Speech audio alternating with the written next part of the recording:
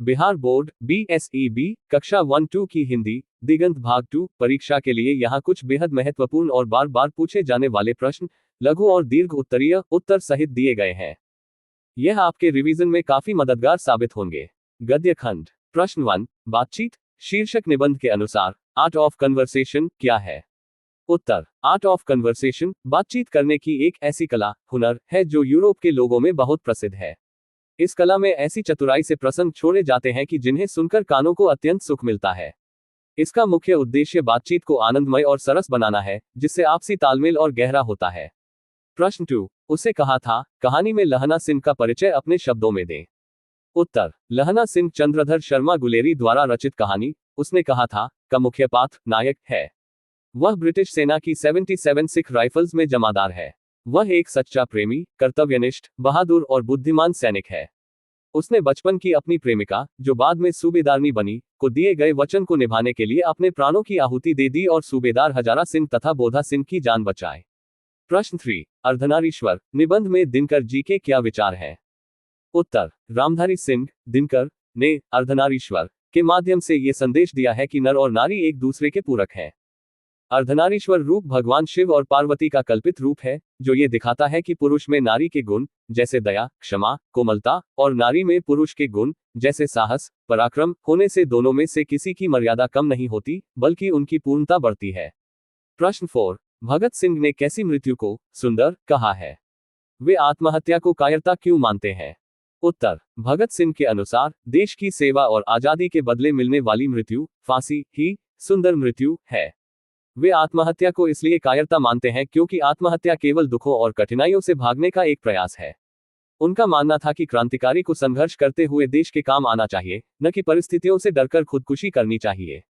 पद्य खंड। प्रश्न 5, मलिक मोहम्मद जायसी ने अपनी एक आंख की तुलना दर्पण शीशे से क्यों की है?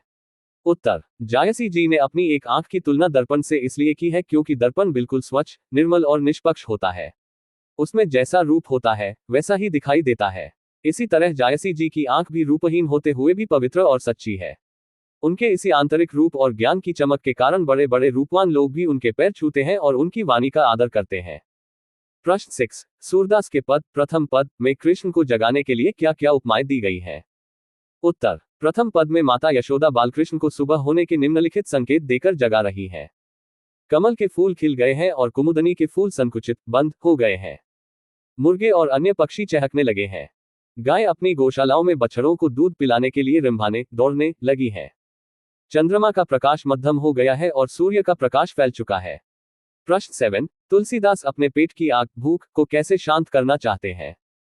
उत्तर, तुलसीदास जी अपनी और संसार की भूखमरी व गरीबी रूपी पेट की आग को श्री रामचंद्र जी की कृपा रूपी भक्ति से शांत करना चाहते हैं। उनका मानना है कि जैसे घने बादलों की बारिश से धरती की तपन बुझती है, वैसे ही प्रभु राम की दया रूपी अमृत से ही उनकी आत्मा और पेट की भूख शांत हो सकती है। प्रश्न 8, पुत्र वियोग कविता का केंद्रीय भाव सेंट्रल थीम क्या है? उत्तर, सुभद्रा कुमारी चौहान द्वारा रचित पुत्र वियोग एक अत्यंत कारुणिक कविता है। इसका केंद्रीय भाव एक माँ का अपने पुत्र के असामयिक अचानक निधन पर असहनीय दुख और शोक है। माँ कहती है कि संसार की हर चीज दोबारा मिल सकती है, लेकिन खोया हुआ पुत्र वापस नहीं आ सकता। इस कविता में माँ के दिल की तड़प और सूनेपन को बहुत मार्मिक ढंग से दिखाया गया है। व्याकरण और दीर्घ उत्तरीय खंड। सप्रसंग व्याख्या के लिए महत्वपूर्ण पंक्तियां। 1, प्रत्येक पत्नी अपने पति को बहुत कुछ उसी दृष्टि से देखती है जिस दृष्टि से लता अपने वृक्ष को देखती है। संदर्भ, ये पंक्ति रामधारी सिंह दिनकर द्वारा रचित निबंध अर्धनारीश्वर से ली गई है। व्याख्या, यहाँ लेखक ये स्पष्ट करना चाहते हैं कि पुरुष प्रधान समाज में नारी की निर्भरता पुरुष पर बहुत बढ़ गई है। जैसे एक लता अपने अस्तित्व के लिए पूरी तरह वृक्ष के सहारे टिकी रहती है, वैसे ही एक पत्नी भी अपने आर्थिक, सामाजिक और मानसिक अस्तित्व के लिए पति पर आश्रित हो जाती है, जिससे उसकी अपनी स्वतंत्रता धीरे धीरे समाप्त हो जाती है। 2, सच्ची लगन और निष्ठा के बिना कोई भी कार्य सफल नहीं हो सकता। संदर्भ, यह विचार विभिन्न विचार प्रधान पाठों जैसे शिक्षा या एक लेख और एक पत्र के मूल भाव से जुड़ा है। व्याख्या, जीवन में किसी भी लक्ष्य को प्राप्त करने के लिए केवल इच्छा करना काफी नहीं है, बल्कि उसके प्रति अडिग निष्ठा और निरंतर प्रयास, कठिन परिश्रम अनिवार्य है। परीक्षा के लिए कुछ त्वरित टिप्स। लेखक और कवि परिचय। दिगंत भाग 2 फीट के सभी पाठों के लेखक, कवि का नाम, उनका जन्म वर्ष, जन्म स्थान और उनकी मुख्य रचनाओं की एक तालिका टेबल बनाकर याद कर लें। इससे वस्तुनिष्ठ ऑब्जेक्टिव प्रश्न बहुत आसानी से हल हो जाएंगे। सप्रसंग व्याख्या। व्याख्या लिखते समय पाठ का नाम और लेखक का नाम सबसे पहले साफ साफ लिखें, इससे परीक्षक पर अच्छा प्रभाव पड़ता है। निबंध लेखन। समसामयिक विषयों जैसे बेरोजगारी की समस्या, डिजिटल इंडिया, हमारा प्रिय कवि तुलसीदास या प्रेमचंद या छात्र और अनुशासन पर 150 to 200 शब्दों में निबंध लिखने का अभ्यास अवश्य करें।